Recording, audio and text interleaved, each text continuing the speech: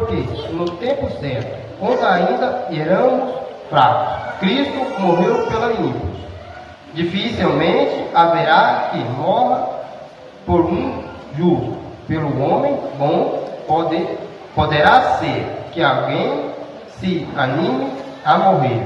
Mas Deus demonstrou seu amor para conosco pelo fato de Cristo ter morrido por nós. Quantos ainda éramos pecadores. Quanto mais agora, tendo sido justificado, de oração, papai querido, para te adorar, Senhor, para te glorificar, papai querido. Pai querido, Pai, a gente são tão pecador, papai, diante de ti, Senhor.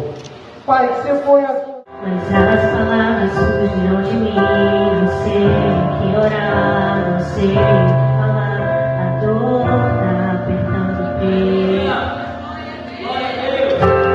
Abri a minha Bíblia agora, Romanos 8:26. O Espírito Santo de Deus, idioma que eu não tenho, o céu está acima.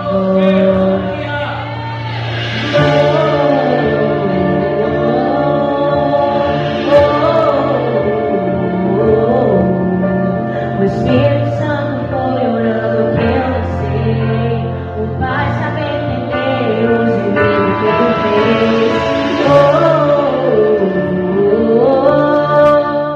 fez. Deus nos fez, nós somos uma obra perfeita da mão dele. E eu não creio que ele nos fez para que nós tivéssemos um mau funcionamento. Mas muitas vezes nós deixamos que os pensamentos vãos tomem conta de nós e acabamos sendo dominados pelo medo e sendo paralisados por ele. Mas para conforto do vosso coração, vou ler uma passagem aqui vivenciada pelo nosso mestre de Getsemane, Jesus do Getsemane, Mateus 26, versículo 38, onde o próprio Jesus disse assim: então lhes disse, a minha alma está profundamente triste até a morte. Ficai aqui e vigiai comigo. É uma breve passagem, mas retrata a humanidade que o nosso Senhor, nosso Criador, se prontificou a passar para se pôr como sacrifício. 23. O Senhor é o pastor, nada me faltará. Deitar-me faz em verdes pastos. Guia-me imensamente pelas águas tranquilas. Refrigera minha alma. Guia-me pelos caminhos da vereda da justiça, por amor do teu nome. Ainda que eu andasse pelo vale da sombra da morte, não temerei mal algum, porque tua vara e teu cajado me consolam. Preparas uma mesa perante a mim, na presença dos meus inimigos. Unge minha cabeça com óleo e meu cálice se transborda. Certamente que a bondade e a misericórdia me seguirão todos os dias da minha vida, e habitarei na casa do Senhor por longos dias. Agradeço. Espalharam por aí que já terminou e que era o teu fim, mas não terminou. Diga não que pensou que a história mudou, se ele provou. Eu vou mostrar pra quem achou que terminou. Eu vou deixar pensar que o projeto falhou. Eu vou chegar depois só pra impressionar. Eu tô voltando contexto porque eu quero impactar essa minha vida. Não pense que morreu, que a história acabou e que você perdeu. Eu vou entrar num ambiente tão será, com os olhos da fé vazia. Nesta noite eu cumprimento a igreja com a paz do Senhor. Estamos em um ambiente de adoração onde a igreja se encontra alegre e feliz por estarmos aqui na presença do nosso Senhor Jesus Cristo, aonde Ele é digno de todo louvor, de toda adoração. E nesta noite nós nos encontramos alegres pelo fato de nós estarmos aqui neste ato simbólico, aonde nós estamos aqui para estar anunciando a morte do nosso Senhor Jesus Cristo até que Ele volte. Aleluia, glória a Deus. Meus queridos amados irmãos, gostaria de estar lendo aqui um texto da palavra de Deus que se encontra no livro de Mateus, no capítulo de número 26, o versículo de número 29 apenas, que diz assim: E digo-vos que desta hora em diante não beberei deste fruto da vide até aquele dia em que o hei de beber de novo convosco no reino de meu Pai. Aleluia, glória a Deus. Nós vemos que o texto sagrado da palavra de Deus, aqui nós vemos um cenário onde Cristo com seu discípulo ali, ele faz um ato simbólico, aonde ele apresenta ali o seu corpo e o seu sangue como sacrifício vivo. Nós vimos aqui que nesse texto da Bíblia Sagrada, Jesus Cristo ali, ele apresenta o pão e apresenta o vinho, simbolizando a sua morte. E logo em diante nós vimos que ali Jesus Cristo ele fala que um dia vai vir de novo participar desse banquete, dessa ceia. Agora ele com toda a igreja reunida, com todo o povo de Deus que almeja.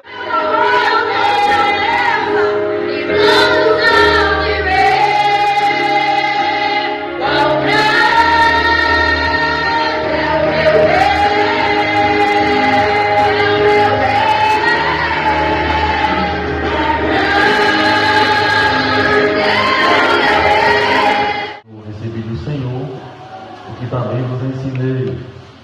E o Senhor Jesus, na noite que foi traído, tomou o pão e, tendo dado graça, partiu-lhes: Tomai, comei, isto é o meu corpo que é partido por vós, fazei isso em memória de mim. Semelhantemente, também depois de cear, tomou o cálice dizendo: Este é o novo cálice do Novo Testamento, meu sangue, fazei isso todas as vezes que beberes em memória de mim. Porque todas as vezes que comerdes esse pão e beberdes esse cálice, anunciado a morte do Senhor, até que ele venha. Porquanto qualquer que comer este pão e beber o cálice do Senhor dignamente, será culpado do corpo do sangue do Senhor.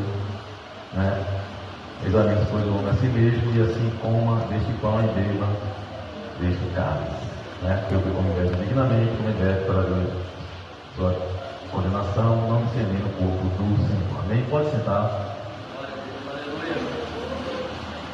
Meus amados irmãos, eu quero contar neste momento. Muitas pessoas passavam, comercializavam, era uma cidade, mas também esta cidade ela era conhecida mundialmente, não apenas pelo comércio, era uma cidade bastante conhecida, não apenas pela sua bifurcação, pelo seu entrocamento, pela sua localidade geograficamente falando. A cidade de Corinto, ela também era mundialmente conhecida nesta época como uma das, ou por que não dizer, a cidade mais suja, imunda, a cidade mais promíscua da face da terra neste período em que Paulo ele abre esta igreja. Por quê? Porque a cidade de Corinto ficava um templo pagão, de uma divindade por nome de Diana. Em algumas linguagens, muda somente a linguagem e o país, ela é chamada também de Afrodite. Na Grécia, ela é chamada de Diana, mas quando a gente vai para Roma, ela é chamada de Afrodite. Para os Efésios, ela é chamada de Sibeliates, e assim sucessivamente, mas a entidade é a mesma. Então, meus amados irmãos, diz o contexto, a história bíblica diz que nesta cidade, na cidade de Corinto, esta cidade era conhecida, e para que a gente venha a nível de conhecimento, o templo da deusa, o templo desta divindade, por nome de Afrodite, por nome de Diana, era uma das 7 maravilhas do mundo na época, do mundo habitado. Era um templo que ele tinha 800 portas, era um templo aonde ele ficava na Acrópole, na Trípoli da cidade. Era um templo aonde ele era visitado cerca de mais de 3.000 pessoas diariamente visitavam o templo da grande deusa Diana. E é neste lugar aonde Paulo ele vai abrir e fundar esta igreja. Somente para nós, né, a nível de conhecimento, né, essas prostitutas, eram 800 prostitutas que trabalhavam no templo da deusa Diana. E o dinheiro arrecadado da prostituição, né, servia para mantimento do templo. Se fosse hoje, né, serviria para pagar a água, a luz, seria para pagar os materiais de limpeza. Então essas prostitutas, essas 800 prostitutas, elas tinham em suas mãos uma autorização, né, carteira assinada, autorizada pela prefeitura de Corinto, para ali praticar os seus atos libidinosos. E Paulo, meus amados irmãos, quando ele chega nesta cidade, ele nota, ele percebe que quem mandava nesta cidade, na cidade de Corinto, era, né, uma divindade, era uma entidade por nome de Diana. Então, meus amados irmãos, diz a história bíblica, né, que no dia do aniversário, pastor, no dia do aniversário da deusa Diana, somente para vocês terem uma ideia, se você der um Google aí no seu celular, você vai ver que esta entidade, a deusa, a divindade chamada de Diana, era uma mulher cheia de seios, né? Então esta era a famosa divindade da famosa deusa Diana, que comandava e mandava e desmandava na cidade de Corinto. No dia do aniversário da deusa Diana,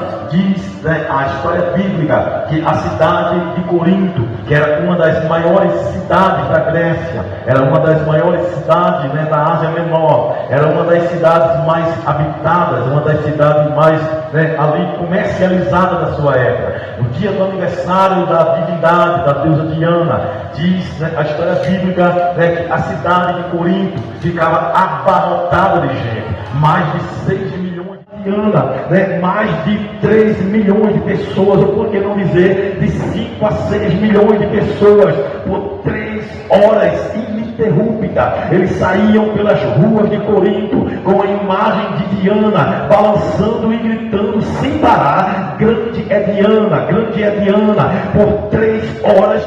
Nós oramos e nós apresentamos a Ti, Jesus querido, essa pequena partícula de pão feita na padaria, Papai querido, mas que a partir desse momento irá simbolizar o Teu corpo.